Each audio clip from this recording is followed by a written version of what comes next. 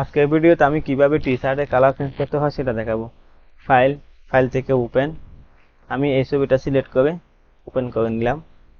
এখন আমাকে ভিতরে টি শার্টটা সিলেক্ট করতে হবে, ব্যাকগ্রাউন্ড বাদে।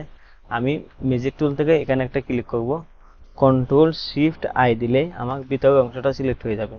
আমি কন্ট্রোল জে দিয়ে দুটো ডুপ্লিকেট করে নেব। এখন এখান থেকে সলিড কালার থেকে আমি কন্ট্রোল ধরে এখানে একটা ক্লিক করব। ক্লিক করার পর এখান থেকে সলিড কালার থেকে আমি এখান থেকে এই যে আমি যে কোনো একটা কালার দিতে পারবো। এই যে আমি ওকেতে ক্লিক করলে কালারটা হয়ে যাবে। এখন এখানে নর্মাল মোড দেওয়া আছে, এখান থেকে আমি মাল্টিপলে ক্লিক করলে আমার কালারটা হয়ে যাবে। আমি এখানে যদি ডাবল ক্লিক করি তাহলে আমার যে কোনো একটা কালার আমি চাইলে দিতে পারবো।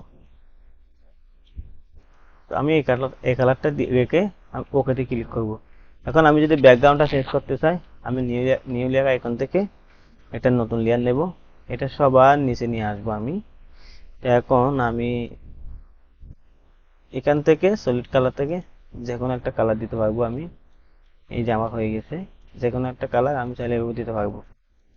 সুতরাং আমি সাদাটাই রাখলাম, ওকে। তাহলে আমার হয়ে গেছে। আজকে ভিডিও এতটুকু, সবাইকে ধন্যবাদ।